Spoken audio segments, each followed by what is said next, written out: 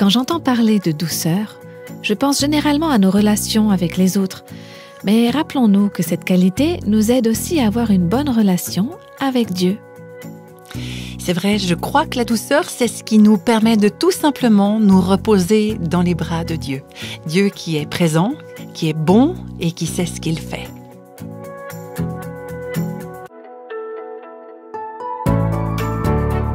Vous écoutez Réveille nos cœurs. On en est au 9e et dernier épisode sur ce sujet. Malheureusement, moi j'aimerais bien le continuer. Nous avons découvert le point de vue biblique sur la douceur. Et si vous avez manqué un des podcasts précédents, vous pouvez le retrouver sur notre site internet réveillenocœurs.com en cherchant le nom de la série « La beauté de la douceur ». Concrètement, à quoi ressemble une personne douce ? On s'est posé la question, c'est vrai. Et puis, il y a aussi plusieurs personnes qui ont écouté ces enseignements et qui ont témoigné de la manière dont on peut intégrer la douceur dans notre vie de tous les jours. Et on aimerait vous retransmettre plusieurs de ces témoignages.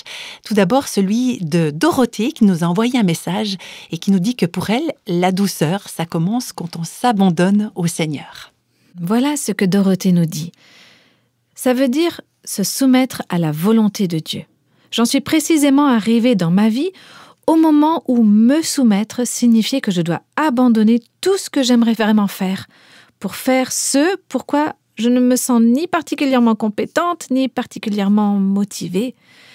Alors mon mari, il est pris à charge dans le cadre d'une hospitalisation à domicile.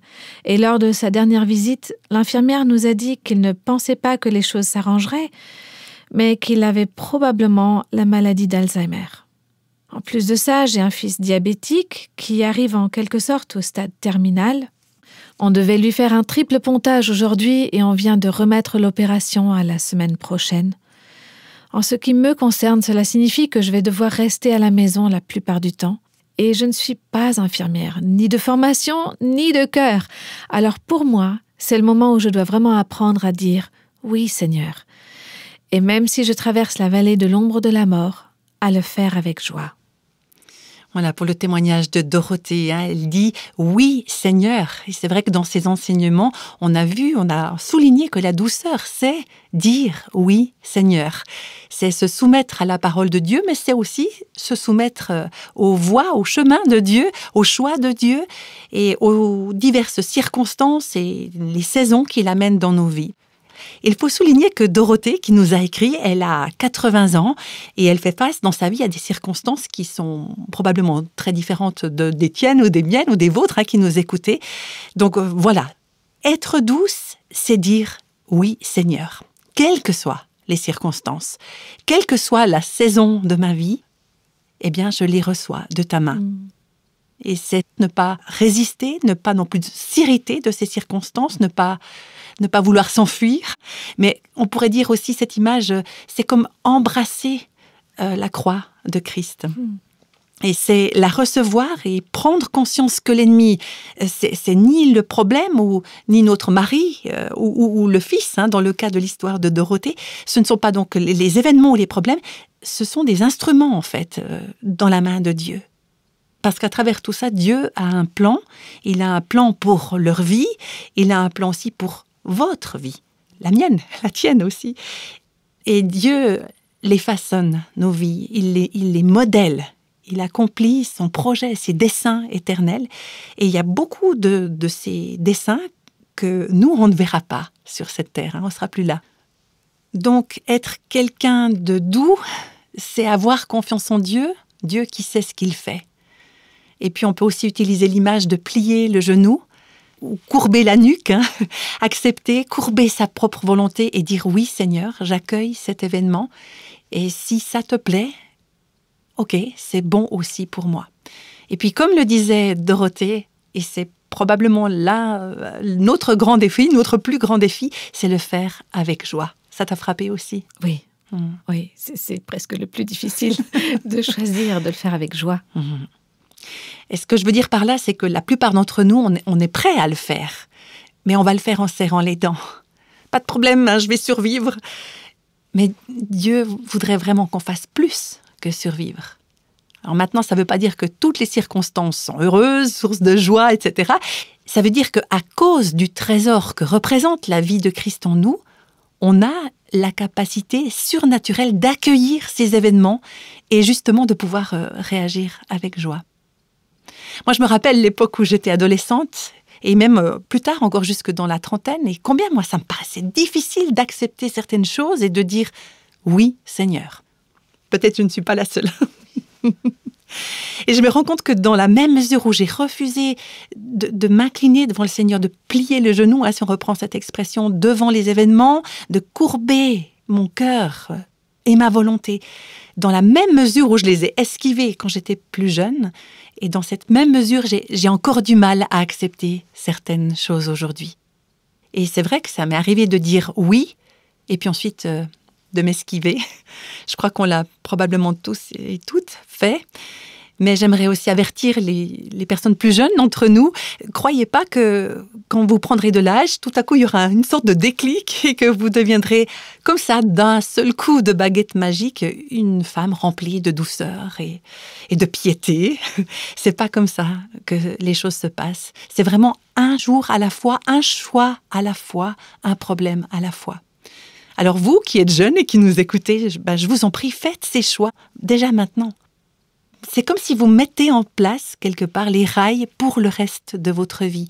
C'est comme si vous tracez dans votre cœur une piste ou un sillon qui va guider vos réactions. Et on aimerait tous et toutes développer cette réaction instinctive qui dit « Seigneur, si ça te plaît, ça me plaît à moi aussi, et je choisis de faire ceci ou cela avec joie, ce que tu me demandes de faire. » Alors, est-ce que vous saviez que la joie, c'est un choix ? Bien sûr, c'est aussi un fruit de l'esprit. C'est quelque chose qu'on ne peut pas créer par nous-mêmes. C'est quelque chose que Dieu produit en nous. Mais nous, on a le choix de dire « Je reçois pour ces événements la joie du Seigneur. Au milieu de ces difficultés, je peux jouir de sa plénitude, de sa douceur, de sa grâce et de sa puissance victorieuse dans ma vie. » Oui, c'est un apprentissage, c'est comme un entraînement. Hein. Oui, vraiment. Quotidien. J'aimerais vous partager le témoignage de Joëta. Alors voici ce qu'elle nous a écrit. Pour moi aussi, tout a changé dans ma vie au cours des 3 dernières années. Ma mère a été diagnostiquée d'un cancer et nous avons dû la faire revenir depuis San Antonio, qui est au Texas, jusque chez nous. Et à peu près au même moment, mon mari a appris qu'il allait perdre son travail. C'était comme si, sans transition, j'étais passée d'une vie bien ordonnée, où je savais à quel moment chaque chose allait se passer, à un tourbillon où j'ignorais ce que le lendemain allait m'apporter. Finalement, ma mère est décédée en octobre et il a donc fallu affronter tout ce parcours. Et je dois admettre qu'il y a eu des moments, surtout à la fin de sa vie, alors que j'étais assise là auprès d'elle où je pensais « Seigneur, je ne veux pas être ici, je ne veux pas faire ça. C'est pas drôle, c'est trop dur, ça fait mal. Je ne veux pas le faire. » Mais une chose m'aidait à continuer. Je me rappelais d'une conférencière et auteure qui s'appelle Elisabeth Elliot, qui, dans des circonstances semblables, avait dit « Quand vous êtes au pied du mur, vous n'avez qu'à vous dire ou Dieu est Dieu, ou il ne l'est pas. Ou alors Dieu est bon, ou il ne l'est pas. » Et c'est comme si Dieu me plaçait de force dans des circonstances où je n'avais plus qu'à dire « D'accord, Seigneur, je sais que tu es Dieu, je sais que tu es bon, mais je te fais confiance. » Alors actuellement, nous sommes en plein milieu de la tempête. Mon mari a postulé pour un travail et en principe, il devrait être engagé, mais peut-être pas. Il m'en parlait hier soir et me demandait « Mais ça ne te tracasse pas? Ça ne t'inquiète pas ?» Et en y réfléchissant, j'ai réalisé non, ça ne me tracasse pas vraiment. Je pense qu'en 3 ans, Dieu m'a finalement amené au point où je suis capable de dire en toute simplicité non, parce que je peux vraiment croire que Dieu est au contrôle et qu'il sait. Quelque chose va se passer, je ne sais pas quoi, mais quelque chose va se passer et il prendra soin de moi, de nous. Il y a un tas d'autres domaines dans ma vie et en aucun cas je ne suis devenue parfaite et ma famille peut vous le confirmer. Mais dans ce domaine, un processus d'apprentissage a eu lieu et j'ai appris à dire D'accord, Seigneur, c'est toi qui es aux commandes. Je ne peux pas faire plus. Je peux faire des projets, mais c'est toi qui es aux commandes. Je te fais confiance, quoi qu'il arrive. Tu es Dieu, tu es bon, tu m'aimes et tu feras ce qui est le meilleur pour moi. C'est intéressant, hein, ce témoignage de Joetta. Elle a employé le mot « contrôle ». Et je crois que pour la plupart d'entre nous, entre autres les femmes, hein, c'est vrai que c'est un gros problème. On tient à garder le contrôle. On a peur des choses qui sont hors de notre contrôle. On a peur, si on laisse quelqu'un d'autre prendre le contrôle, que cette personne ne va pas pouvoir gérer notre vie de la bonne manière. Tout simplement, on ne voit plus Dieu, mais on voit notre patron, notre travail, notre conjoint, nos enfants, tout ce qui, nous semble-t-il, a le contrôle sur nos vies. Et on dit non, si je les laissais prendre le contrôle, ma vie serait un chaos total. Il faut absolument que je garde le contrôle. Mais tôt ou tard, on apprend qu'on ne peut pas réellement garder le contrôle. Ce que je veux dire, c'est que on ne peut pas contrôler notre conjoint, on ne peut pas contrôler nos enfants, on ne peut pas contrôler le temps qu'il fait, on ne peut pas contrôler notre santé, on ne peut pas contrôler les événements aussi, les circonstances. Alors, comme ça, il y a beaucoup d'entre nous qui gaspillent l'énergie et les forces à essayer de tenir les rênes de notre existence. Et puis ça nous met dans tous nos états, en fait.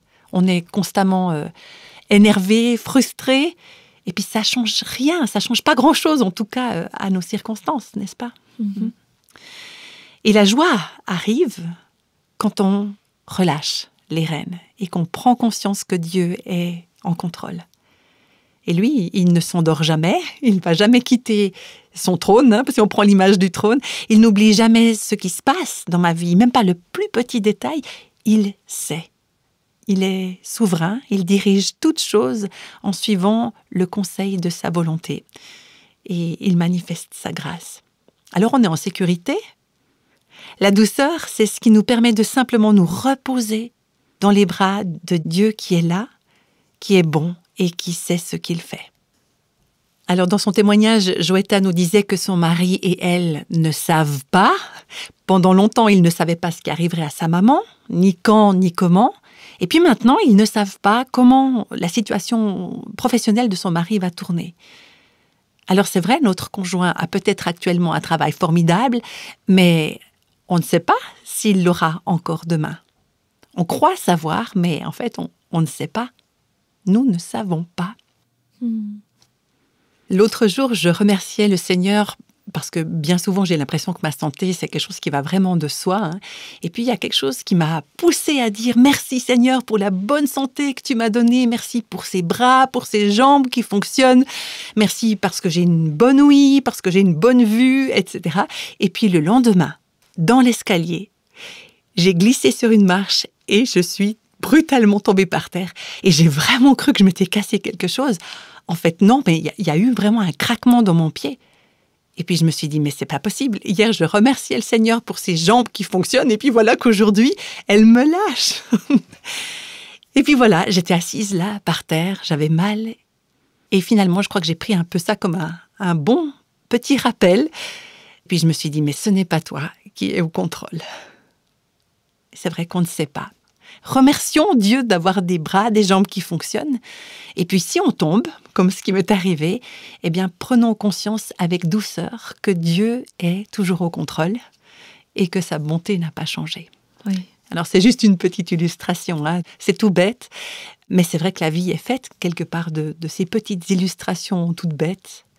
Et si on ne réagit pas avec grâce, je crois, aux petites choses qui nous arrivent, on ne va pas réagir non plus avec grâce à des choses beaucoup plus significatives, beaucoup plus importantes. Oui, comme on va entendre dans le témoignage de Ginny, que je vais nous lire maintenant. Vous avez dit que la joie était un choix. Eh bien pour moi, la douceur aussi a été un choix. Et voici l'histoire qui m'est immédiatement venue à l'esprit et qui date de plusieurs années. Je suis mariée depuis 26 ans et j'adore mon mari, mais il fut un temps où ce n'était pas le cas. Au bout de, 5 ou 6 ans de mariage, je me souviens que je le méprisais, à un point tel que de parler de haine n'aurait pas été déplacé. Lui et moi, nous avions atteint un point où nous étions spirituellement divorcés. Nous vivions dans la même maison, mais nous nous contentions de cohabiter. Notre relation était tout sauf épanouissante. Et j'ai réalisé que lorsqu'on passe par des moments comme ça, où on prend conscience qu'on n'est plus amoureuse comme au premier jour ou comme la première année, c'est important de réaliser que même les meilleurs mariages passent par des périodes comme celle-là. Et Ginny continue en disant « Pour nous, la douceur est entrée en ligne de compte lorsque nous avons dû choisir. Soit on se sépare, soit on fléchit le genou devant le créateur des relations. » Et c'est littéralement ce que nous avons fait. Nous nous sommes agenouillés tous les deux, alors que nous n'avions aucune envie de le faire. Nous ne voulions pas nous tenir par la main et encore moins prier ensemble. Nous n'avons vraiment pas ressenti de sentiments qui auraient dû aller de pair avec notre démarche. Et cela n'avait même pas vraiment à voir avec de l'obéissance, car je n'avais absolument pas le sentiment d'avoir besoin d'obéir à la volonté de Dieu. Je savais seulement qu'à ce moment précis, pour ma vie et pour notre mariage, c'était l'instant de vérité.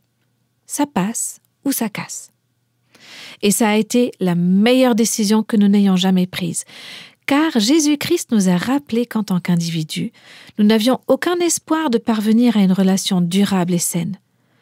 Pour nous, à ce moment-là, être doux, ça voulait dire faire taire l'orgueil, faire taire notre orgueil et dire « Je suis peut-être sûre que c'est ta faute, mais pour un instant, je vais permettre à Dieu de prendre ça en charge et de le laisser les réparer. » Et il l'a fait et il continue aussi à le faire. Et je voulais juste souligner pour mon mari et moi, il fallait que nous prenions conscience que notre relation était une relation à trois. Lui, moi et notre Dieu.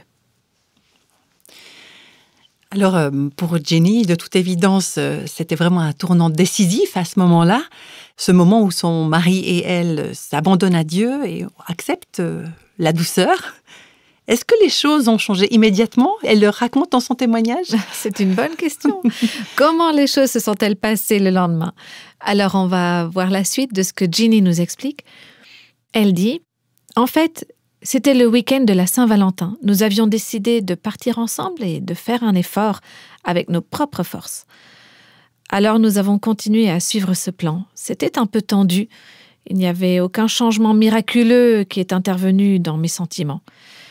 Cependant, mon mari et moi, on a commencé à faire des efforts conscients et ciblés pour être plus gentils, plus aimables. C'est pendant ce week-end que nous avons choisi de ne plus jamais dire de méchanceté l'un de l'autre. Plus jamais nous permettre de dire « Hé, je vais te raconter ce qu'il a encore fait. » Et ça fait maintenant 21 ans que nous nous tenons à cet engagement et Dieu nous a vraiment bénis à travers ça. Et franchement, il n'y a eu aucun changement miraculeux dans nos sentiments. Par contre, dans notre attitude de cœur, quelque chose avait radicalement changé. Et puis, nos sentiments ont commencé à changer, pas très longtemps après même. Je ne sais plus exactement quand, mais je peux vous dire que dans les 6 mois qui ont suivi, en tout cas, au bout de 6 mois environ, l'un et l'autre, nous ne pouvions que ressentir le besoin de nous mettre de nouveau à genoux ensemble. Nous étions tellement stupéfaits des changements intervenus, aussi bien dans nos vies personnelles que dans notre couple. C'est vraiment un beau témoignage, celui Oui. de Ginny. Et puis je crois qu'on peut vraiment remercier Dieu aussi pour ça. Et ça me fait penser à ce verset, « Heureux les doux, car ils hériteront la terre. » Alors c'est se dire quelque part, j'abandonne tout. Et on pourrait imaginer que c'est nous qui nous retrouvons perdants dans toute cette histoire. On se dit qu'on rend les armes, qu'on abandonne la bataille, et puis ça pourrait laisser croire que c'est l'autre qui a gagné. Et puis, qui a envie d'être perdant dans l'histoire? Personne, je crois. Pour nous, rendre les armes, ça a plutôt un parfum de défaite, mais pas dans la perspective de Dieu. Et ça, c'est très important. Quelque part, c'est comme si le chemin de Dieu est contraire à notre propre logique dans la même situation. On pourrait dire aussi le chemin pour gagner, c'est perdre. Le chemin pour monter, c'est descendre. Et le chemin de la résurrection passe par la croix. Donc, on abandonne notre vie, mais on la retrouve, on la gagne. C'est ce qui est dit dans la parole aussi. On laisse tomber nos droits et Dieu nous bénit. Alors bien sûr, le scénario, ce ne sera pas toujours celui qu'on aurait idéalisé, imaginé ou écrit nous-mêmes, mais quelle merveilleuse illustration des principes de Dieu. Heureux ceux qui sont pauvres en esprit, heureux ceux qui mènent deuil sur leurs péchés, heureux les doux, car ils hériteront la terre. Je me demande si parmi vous qui nous écoutez aujourd'hui, alors bien sûr, on n'est pas au courant de ce qui se passe chez vous, on ne sait pas comment se porte votre mariage, si vous êtes quelqu'un qui est marié. Peut-être que vous en êtes vous-même aujourd'hui au point où en était Ginny dans le témoignage qu'elle nous relatait tout à l'heure. Peut-être que vous méprisez carrément l'homme avec qui vous vivez. Et tout ce à quoi vous pouvez penser, c'est à toutes les manières différentes dont il vous blesse, il vous rabaisse, à tous les points sur lesquels vous êtes incompatibles, etc.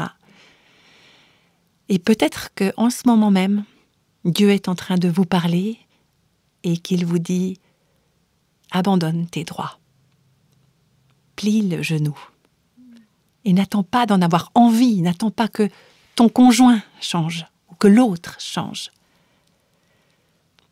Alors vous allez peut-être dire « Mais mon conjoint, il n'est pas d'accord de venir prendre ma main pour prier avec moi. » Alors vous, prenez la main du Seigneur et dites-lui « Seigneur, même si mon mari ne va jamais plier le genou, moi, je suis d'accord de le plier. Et j'accepte de prendre le chemin de l'humilité. » C'est un choix difficile, mais il est libérateur. Ouais. Et je crois qu'on peut vraiment faire ça comme un acte de foi, un acte d'obéissance en disant « Oui, Seigneur ». Et puis en prenant conscience du choix qui est devant nous. Soit on continue à notre manière, à nous, et puis on va peut-être perdre notre couple. Soit on dit « Oui, Seigneur ». Et on voit ce que Dieu peut faire en nous redonnant ensuite les années qui ont été dévorées par les sauterelles, si on reprend une image biblique. Maintenant, Dieu a miraculeusement restauré le mariage de Jenny, comme on l'a entendu, mais je reconnais que ce n'est pas toujours le cas dans le cadre d'un couple en difficulté. Mais ce que je peux garantir, c'est que ce n'est jamais le cas si aucun des deux partenaires n'est d'accord de prendre le chemin de l'humilité et de dire « je renonce à mes droits » et de dire au Seigneur « je te serai fidèle ». Ça peut vraiment paraître de toutes petites choses, mais la douceur, elle dit « on va s'arrêter de dire du mal l'un de l'autre. On va arrêter de faire des commentaires désobligeants sur l'autre. On va arrêter de raconter aux autres des histoires désagréables sur notre conjoint. » Et c'est pour ça qu'on propose 30 jours de défi pour accompagner les maris. Et c'est vrai que ça fait une différence énorme dans leur mariage quand les femmes consacrent 30 jours à encourager, à mettre en valeur leur mari au lieu de les accabler de reproches. Alors peut-être que votre mariage n'est pas du tout en crise actuellement, et pourtant, si vous ne prenez pas à cœur d'ajouter quotidiennement de petites touches de douceur à votre relation, à la relation avec votre mari, vous allez peut-être vous diriger vers des crises. Et on peut toujours virer de bord et éviter la crise en faisant ce genre de petits pas de douceur. Et je le dis encore une fois, n'attendez pas que l'autre le fasse. Et ce qu'on a dit ici au sujet du mariage est vrai aussi pour d'autres relations. Les relations avec nos enfants adultes, nos enfants adolescents, nos jeunes enfants, avec nos parents, notre belle famille. C'est le chemin de la douceur. Et ce n'est pas celui de la faiblesse. En réalité, c'est notre plus grande force, parce que Christ est fort en nous et à travers nous, dans nos relations. Oui, c'est de cette force que nous parle le prochain témoignage qui nous est parvenu, mais cette femme n'a pas communiqué son prénom. Voilà ce qu'elle nous dit. « J'avais vraiment besoin d'entendre ça. Je ne traverse pas actuellement une crise pareille, mais c'était le cas il y a à peu près 3 ans. Pendant un temps, j'avais laissé tomber mon mariage sur le plan émotionnel et dans une certaine mesure sur le plan physique aussi. Mais Dieu a vraiment utilisé ça pour racheter mon âme. Il m'a aidé à prendre conscience que je ne le connaissais pas vraiment, même si j'avais grandi dans une famille chrétienne et que j'avais toute ma vie comme joué le rôle de la bonne chrétienne. Quand on est marié, il y a des luttes, il y a des conflits, ça ne manque pas. Et moi, je déteste les conflits, je les déteste. Longtemps, en cas de conflit, je fuyais. Et j'ai donc dû apprendre à faire face aux conflits, à rester engagée. Comme me le répète sans arrêt une très bonne amie, « Reste engagée et travaille à la solution », elle me dit toujours. Pas plus tard qu'hier, de bon matin, j'étais assise chez moi et je m'étais levée tôt et la maison était tranquille. Et une amie m'avait encouragée, « Prends simplement les passages qui concernent les relations entre mari et femme et lis-les, garde-les juste à l'esprit au lieu d'être sans cesse en train de t'échiner. » Alors j'ai lu Éphésiens 5. Et la phrase qui m'a réellement sauté aux yeux se trouve juste avant que Paul commence à parler aux femmes. Là où il dit « Soumettez-vous les uns aux autres dans la crainte de Dieu ». Et ensuite, il dit à la femme « Soyez soumise à votre mari comme au Seigneur ». Pour moi, ça rend les choses plus faciles lorsqu'on sait que c'est au Seigneur qu'on doit se soumettre et pas toujours à cette personne qui nous hérisse. Le Seigneur m'a vraiment parlé par ces versets.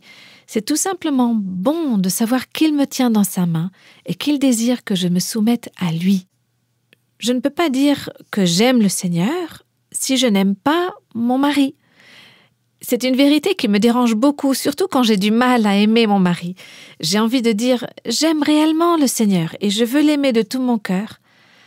Alors il faut que je capitule devant lui et que j'accepte son plan pour moi, parce que je sais qu'il utilise mes luttes pour peaufiner mon caractère et pour faire de moi ce qu'il désire que je sois. Oui, il est parlant, ce témoignage. Et puis il y a aussi l'histoire de Maria, une autre femme qui nous a écrit. Elle et son mari ont fêté récemment leurs 39 ans de mariage. C'est impressionnant, hein? Oui. Et elle s'est confiée aussi sur les changements qui se sont passés dans leur vie de famille. Voilà ce qu'elle nous raconte. Même si nous avons 39 ans de mariage, la vie nous amène toujours son lot de changements. On confirme, hein? Oui. Le fait que nous changeons tous les deux, les époques de nos vies changent, les circonstances aussi, si bien qu'il y a toujours devant nous de nouveaux défis. Pour moi, ce qui est arrivé, c'est qu'en juillet dernier, le 4e de nos enfants est parti s'établir dans un autre État. Maintenant, nous avons 4 enfants, dans 4 régions différentes, ce qui veut dire qu'aucun de nos petits-enfants n'habite à proximité. Du coup, à la maison, ce n'est plus la même chose. J'ai entendu une femme parler d'un programme d'assistance aux personnes handicapées qui prépare ces personnes à vivre en appartement partagé, parce que très souvent, les parents de ces personnes handicapées risquent de mourir avant elles. Et j'ai raconté ça à mon mari et je lui ai dit « Tu ne trouves pas que c'est un bon moyen de faire des économies à la sécurité sociale ? C'est un programme formidable. » Et lui, il m'a répondu « Il me semble que c'est quelque chose que tu aimerais faire. » Et dans ma tête, je me suis dit « Ah non, j'aimerais pas faire ça. Je n'ai jamais eu à travailler à l'extérieur. J'ai été mère au foyer, j'ai fait l'école à la maison. Maintenant, j'ai 4 enfants dans 4 régions différentes et je veux être libre de voyager. » Mais mon mari est revenu sur le sujet. Il m'a demandé « Est-ce que tu as pris des renseignements sur ce programme d'aide aux personnes handicapées ?» Et je lui disais « Non. » Et quand pour la 3e fois, il en a parlé, c'est comme si j'ai entendu le Seigneur qui tirait la sonnette. Ding, ding, ding, ding. Ton mari veut que tu te renseignes. Alors j'ai demandé à mon mari, tu veux que je me renseigne? Et il a dit oui. Et moi, j'ai fait tout ce qu'on est supposé ne pas faire quand on cherche du travail. J'y suis allée sans prendre rendez-vous. Je n'ai pas mis une tenue spéciale pour un entretien d'embauche qu'on mettrait d'habitude. J'ai juste prié, Seigneur, s'il te plaît, que ce ne soit pas un travail selon la chair. C'est-à-dire que je ne veux pas que ce soit une question d'argent, je ne veux pas que ce soit quelque chose qui me lie pour une longue durée. Donc voilà, j'ai placé tout ça devant le Seigneur. Et lors de mon entretien avec la directrice, elle m'a un peu demandé quel était mon cursus et je le lui ai raconté. Elle s'est penchée en avant et elle m'a dit « Je vais aller chercher un formulaire de candidature. » Et en moi-même, je me disais « Mais je ne veux pas de formulaire, je ne veux pas faire ça. » Et quand elle est revenue dans la pièce, je me suis retournée et j'ai vu que sur le mur, juste derrière mon dos, il y avait un grand tableau où il était écrit La foi est la ferme assurance des choses qu'on espère, la démonstration de celles qu'on ne voit pas. J'étais stupéfaite et j'ai dit « Mais je ne savais pas que vous étiez une organisation chrétienne. » Et cette femme m'a répondu « Non, nous ne sommes pas une organisation chrétienne, nous sommes une organisation indépendante, mais plusieurs d'entre nous, les employés, nous sommes chrétiens. » Alors j'ai demandé « Si je prends ce travail, est-ce que j'aurai le droit de parler de Jésus ?» Elle a répondu « Oui, à condition que les familles n'y voient pas d'inconvénient. » Et c'est comme ça que j'ai été engagée. C'est vraiment passionnant, je trouve, d'entendre comment Dieu la guide à faire quelque chose qu'elle n'a pas tellement envie de faire.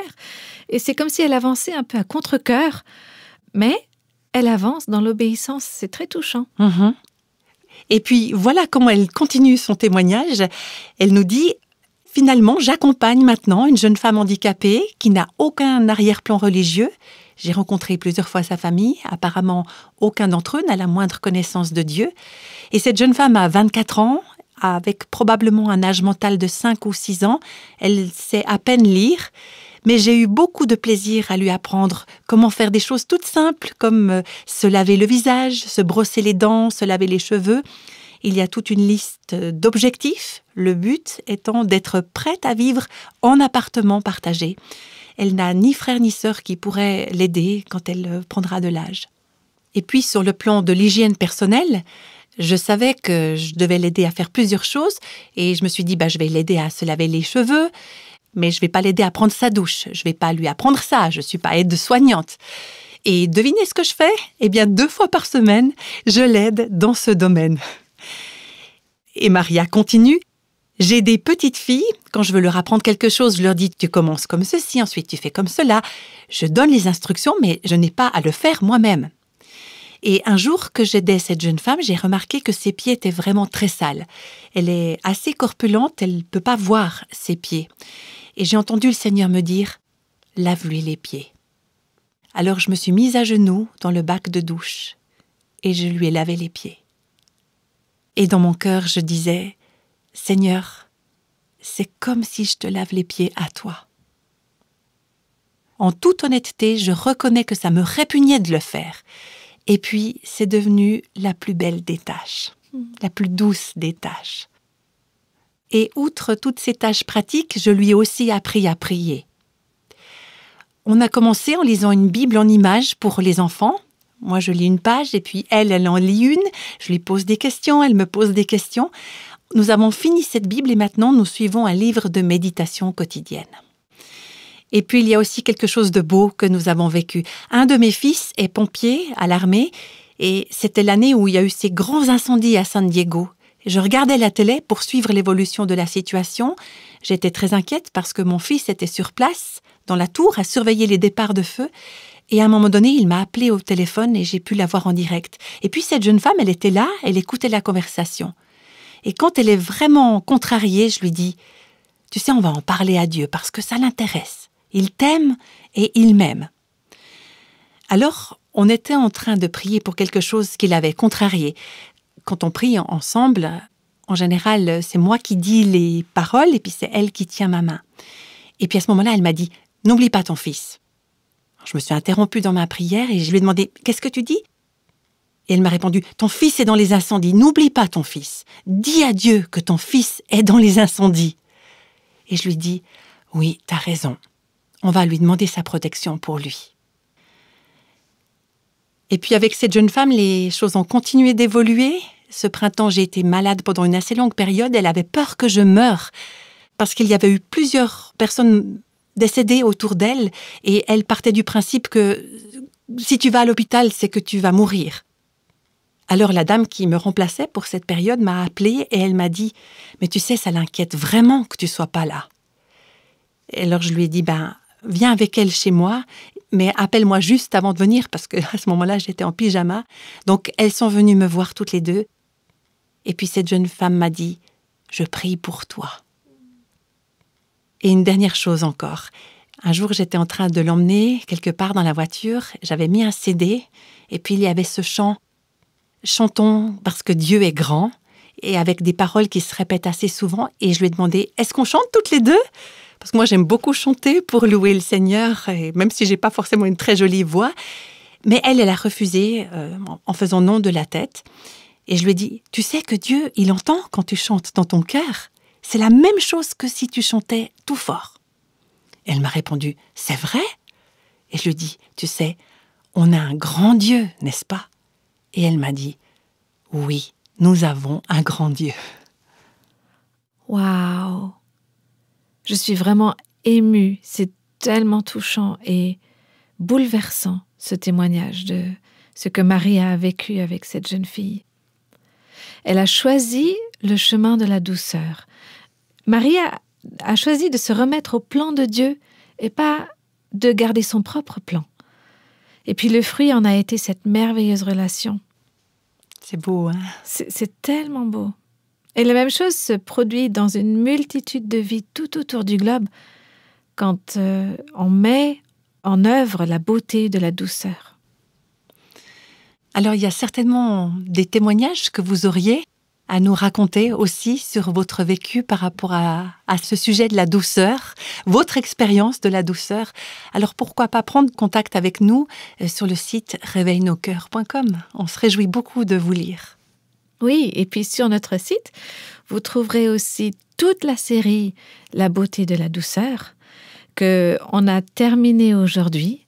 C'était une série vraiment profonde et bouleversante qui m'a beaucoup parlé. Et n'hésitez pas à aller trouver encore plein d'autres petits trésors sur notre site. Il y a vraiment de belles choses qui vous attendent. Et puis on se réjouit de vous retrouver pour la prochaine série sur Réveille nos cœurs. À tout bientôt. Bye bye.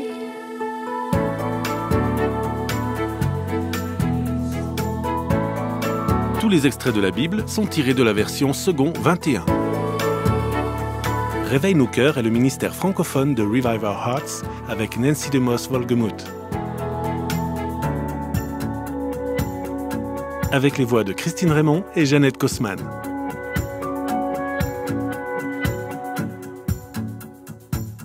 Quelle que soit la saison de votre vie, Réveille nos cœurs vous encourage à trouver la liberté, la plénitude et à porter du fruit en Christ.